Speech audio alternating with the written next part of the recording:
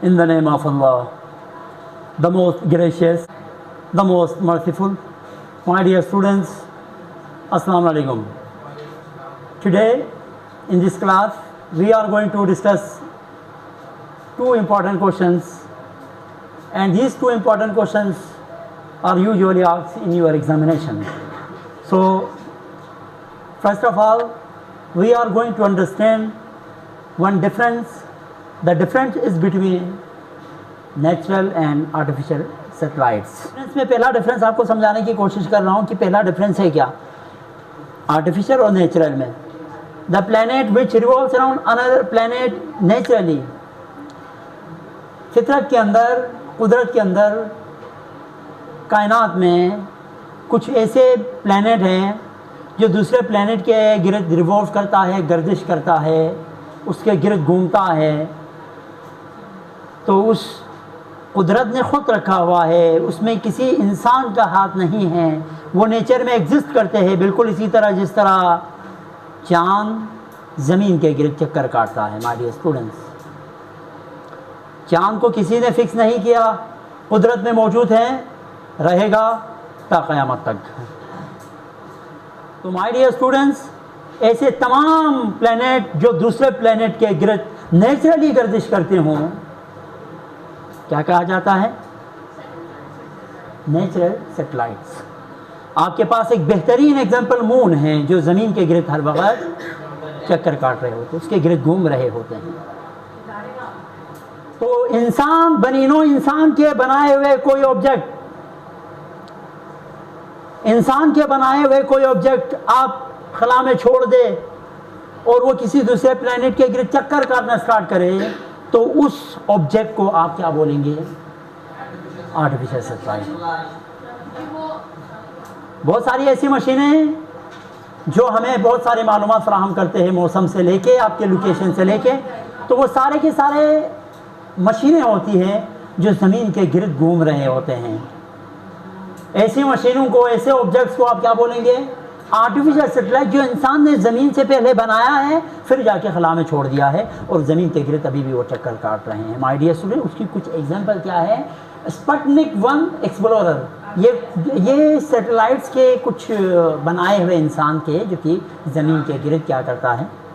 चक्कर काटता है. और आपको मालूमात देते हैं, आपको इंफॉर्मेशन प्रोवाइड करते हैं, मौसम से रिलेटेड, आपके मैप से रिलेटेड और बहुत सारी चीज़ों से रिलेटेड. माइनस नहीं बेटा, स्पुतनिक 1 नहीं लिखा है, स्लैश है. इट ऑर्बिट्स, ऑर्बिट्स का मतलब यहाँ पे घूमना. वैसे ऑर्बिट्स कहा जाता है रास्ते को. वैसे ऑर्बिट किसे कहते हैं? रास्तों को कहा जाता है. लेकिन यहाँ पे ऑर्बिट से मुराद घूमना, सर्कुलर चक्कर काटने को यहाँ पे ऑर्बिट से इस्तेमाल. It orbits a planet naturally without any control. किसी का कोई इस पे कंट्रोल नहीं होता. तो होता है वहदहु ला शरीक का, कुदरत का, अल्लाह का. किसी के कंट्रोल में कोई रोक के दिखाए चांद को ज़मीन के गिर्द गर्दिश करने से नहीं कर सकता. माय डियर स्टूडेंट्स, चांद ज़मीन के गिर्द चक्कर काटता है. ये किसी इंसान के बनाए हुए, ये किसी इंसान के छोड़े हुए नहीं है. ये कुदरत में है, फितरत में है. जब से दुनिया बनी है तब से है ता क़यामत रहेंगी.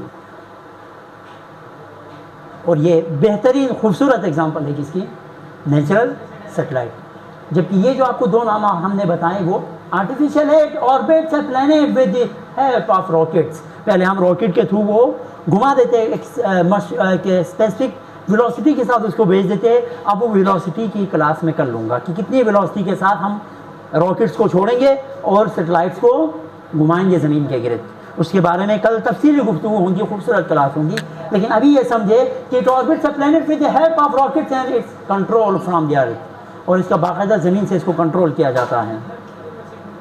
ज़मीन से कंट्रोल करते हुए इसको, Fatima kindly pay attention here, when this class will finish then you can talk. Okay. So जब ये जो आर्टिफिशियल है वो इंसान के कंट्रोल में होते हैं, इंसान भेजते हैं इसको. इंसान अपने बहुत सारे मकासद के लिए भेजे हुए होते हैं क्योंकि ज़मीन के गिर्द चक्कर काटता है. माय डियर स्टूडेंट्स, ज़रा इस्तेमालात की बात करते हैं. Write some uses of artificial satellite. तो आर्टिफिशियल सेटेलाइट को इस्तेमाल करते हैं पर्पसेस कहा जाते हैं, मकासद को मुख्तलिफ मकासद के लिए इस्तेमाल करते हैं। First one is communication. आज दौर जदीद हुआ है तो सेटेलाइट की वजह से आप एक दूसरे से फ़ोन पे बात करते हैं, इंटरनेट यूज़ करते हैं, मोबाइल पे हर बार लगे हुए होते हैं, डिफरेंट सोशल मीडिया आप इस्तेमाल करते हैं because of satellites, artificial satellites. This is use for communication. Communication means to talk to each other, either Facebook, WhatsApp, Instagram, whatever you want to use. Okay, are you getting my point? Second one is making star maps. आप देखते हैं ठीक है, different जो है ना आजकल तो बहुत ही खूबसूरत है कि ये दोनों को मैं एक करके पढ़ूंगा। Making maps of planetary surface, ये दोनों को एक ही मफहूम में बताऊंगा कि आप यहाँ से जाएंगे, आपने जौहर जाना है, आपने जो है ना मस्कन चौरंगी जाना है, आपने अल्लाह भला करे सदर जाना है, सदर में स्पेसिफिक लोकेशन पे जाना है, आपने सर्च किया, सेटेलाइट आपको बताता है आप ये रास्ता फॉलो करेंगे। तो these are possible due to artificial satellite for collecting information about weather. मौसम के बारे में बताते हैं कल बारिश होंगी, लिहाजा आप लोगों ने एहतियाती तदाबीर अपनाने हैं। 5 दिन के लिए मुसलसल बारिश होने का चांस है, कल से स्कूल ऑफ। कैसे पता चलता है लोगों को? They predict the weather through satellites. क्या हुआ? So in only the last point is for taking pictures of planets. अभी आप क्या करते हैं पता है? सेटेलाइट्स के ज़रिए कोई हादसा वगैरह होते उसकी भी पिक्चर लिए जाते हैं सेटेलाइट के ज़रिए। हाँ, कोई हादसा वगैरह होते हैं ना किसी मकाम पे, फ़र्ज़ कर ले पिछली दफ़ा आप लोगों ने आपको याद हो 2024 मुझे इतना वो ज़हन नहीं आ रहा, इधर एक वाक़या होता है बलूचिस्तान में किसी रेल पे फायरिंग वगैरह होती है ना, बलूचिस्तान जो आर्मी है उन्होंने फायरिंग की, अगर आपको याद हो तो उसमें देखा गया था सेटेलाइट के ज़रिए कि कैसे हुआ, किस तरह वाक़या हुआ, कहाँ पे धमाका हुआ। वहाँ पे कोई वीडियो बनाने के लिए नहीं आए थे ना, सेटेलाइट के ज़रिए पता लगाया गया बलूचिस्तान में। तो बलूचिस्तान की आर्मी है ना, उन्होंने पूरे एक रेल को ख़त्म कर दिया था, मतलब गिरा दिया था, बम ब्लास्ट करवाया था वहाँ पे। तो उसकी सारी मालूमात उन्होंने पिक्चर्स किसके थ्रू दी? Artificial satellite. My dear students, आज की इस क्लास में हमने खूबसूरत बातें खूबसूरत लहजे में आप लोगों को समझाएं। कल की क्लास में हम इंशाल्लाह आप लोगों को बताऊंगा कि कैसे आप एक सेटेलाइट को ज़मीन के गिर्द गर्दिश करवाते हैं, किस स्पीड के साथ आप रॉकेट को खला में छोड़ते हैं, उसके बारे में तफसीली और ख़ूबसूरत गुफ्तगू के लिए कल लाजमी ज्वाइन कीजिएगा। अपना ख्याल रखिएगा। अल्लाह हाफ़िज़।